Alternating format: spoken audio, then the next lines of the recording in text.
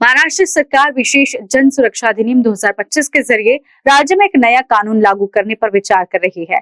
इस कानून में जन सुरक्षा को लेकर एक भी शब्द नहीं है और अगर ये लागू हो गया तो कोई भी व्यक्ति या संगठन किसी भी मुद्दे पर सरकार के खिलाफ नहीं बोल पाएगा। सरकार को असीमित शक्तियां प्रदान करने वाली जनता के विरुद्ध सरकारी प्रशासन की सुरक्षा बढ़ाने वाले इस कानून में संशोधन के लिए आपत्तियां और सुझाव प्रस्तुत करने की समय सीमा 2025 थी। अब तक महाराष्ट्र के 200 से अधिक सार्वजनिक संगठनों के 20,000 से अधिक नागरिकों ने सरकार को कानून वापस लेने का अनुरोध करते हुए ऑनलाइन याचिका प्रस्तुत की है। जो विशेष जनसुरक्षा अधिनियम लागू करण्यासाठी जनतेकडून सूचना आणि सुझाव मागितले होते।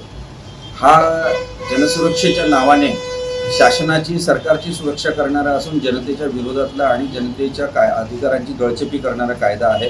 ह्या आम्ही संपूर्ण वाचन केल्यानंतर आणि चर्चा केल्यानंतर लक्षात आलं।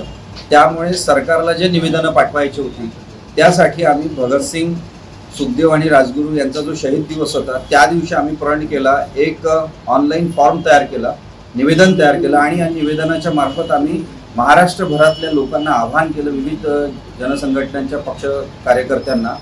आणि याचा परिणाम आज असा झालेला आहे की आज जवळपास 200 संघटनांच्या वर कार्यकर्त्यांनी हे निवेदन ऑनलाईन सरकारला पाठवलेले आहेत आणि तो आकडा 20,000 लोकांच्या वर गेलेला आहे। ह्याच्यावरून हे लक्षात येतं की मागच्या 8 दिवसामध्ये 20,000च्या वर महाराष्ट्रातल्या सुजाण जाणकार जनतेने, जनसंघटनांच्या कार्यकर्त्यांनी, नेत्यांनी हा जो अधिनियम आहे हा अमान्य केलेला आहे। आणि म्हणून सरकारला आमचं म्हणणं आहे की हा जनविरोधी, लोकशाही आणि घटना विरोधी हा जो अधिनियम आहे हा तात्काळ रद्द करावा। तुम्ही तो कोणत्याही परिस्थितीत तुम्ही लागू करू नये अशी आम्ही विनंती याच्यातून करतो। अन्यथा जर तुम्ही या इतपर हे सगळं केलं आणि जनतेचा जो कॉल आहे याच्या विरोधात जाऊन जर तुम्ही काम केलं तर आम्ही वेगळ्या पद्धतीने, लोकशाही पद्धतीने पण तीव्र आंदोलन आणि सत्याग्रह इथे महाराष्ट्रभरामध्ये सगळ्या जिल्ह्यांमध्ये आम्ही सुरू करू। त्यांनीच त्यांची जमानत 4 वेळा नाकारली। शेवटी सुप्रीम कोर्टाने असं सांगितलं की बाबा पुरावेच तुम्ही सादर करत नाही तर आम्ही कोणाला किती दिवस जेलमध्ये ठेवायचं। या कायद्यामध्ये तेच आहे। एखाद्या फॅक्टरीत आम्ही स्ट्राईक केला, काही आंदोलन झालं, काही आणखी काही भांडणतंटा झालं, पोलीस अधीक्षक, कलेक्टरनी रिपोर्ट पाठवला की लगेच त्या संघटनेवर, त्या कामगार संघटनेवर तो हा कायदा लागू करायचा आणि 2-2 वर्षापर्यंत बिना जमानतीने आतमध्ये ठेवायचं, अशा प्रकारची तरतूद आहे। तर याच्यामध्ये 3 वर्षापासून 7 वर्षापर्यंतची शिक्षा आहे आणि नॉन बेलेबल आणि कॉग्निझेबल ऍक्ट आहे।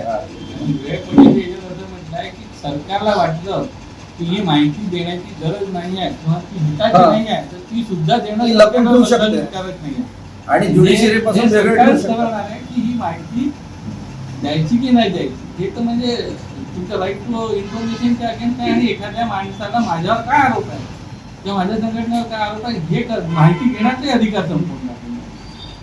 आणि यात असं सांगितलेलं आहे 16व्या सेक्शन मध्ये की तुमची माझी प्रॉपर्टी जप्त केली, समजा की तुमची प्रॉपर्टी जप्त केली, विरोध झाला पाहिजे आणि सुरुवात ही गांधीजींनी सांगितलं स्वतःपासून करा। म्हणून मी स्वतः म्हणून इथे आलो आणि आमचा प्रयत्न राहील की आपल्या पक्षातली इतर जे लोक आहेत आणि कार्यकर्ते त्यांनाही याच्यात सामील करून देऊ। पण इतर नेते आले नाही म्हणून मी नाही यावं या विचाराचा मी नाही म्हणून मी या ठिकाणी उपस्थित आहे। आणि मी माझ्या परीने या विधेयकाला जो विरोध आहे तो करण्यासाठी जनमानसात जाऊन, ते नेते असो, सर्वसामान्य माणसं असो, प्रत्येकापर्यंत जाऊन या विधेयकाला विरोध करण्यासाठी परिपूर्ण प्रयत्न करणार। भगवान बाबा हनुमान जी को प्रणाम, महान त्यागी बाबा जुमदेव जी को प्रणाम। परम पूज्य परमात्मा एक सेवक मंडल नागपुर की ओर से एक ही परमेश्वर का दुनिया को परिचय कराने वाले, अंधश्रद्धा निर्मूलन, दुर्व्यसन, स्त्री भ्रूण हत्या, जाति भेदभाव को नष्ट करने वाले मानव धर्म के संस्थापक महान त्यागी बाबा जुमदेव जी की 104वीं जयंती के उपलक्ष्य पर गुरुवार 3 अप्रैल को हुड़केश्वर गढ़ क्रमांक 10 द्वारा मानव धर्म की भव्य शोभा यात्रा व जयंती कार्यक्रम आयोजित किया गया है।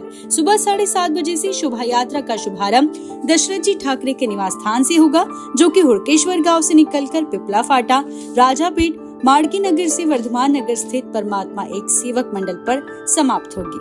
कार्यक्रम के मार्गदर्शक रहेंगे श्री गोविंद राव सोनवाने एवं रामाजी भोयर, कार्यकर्ता लक्ष्मण गुंडाने, भीमराव ठाकरे, डोमाजी सोनवाने और मित्र परिवार का सहयोग।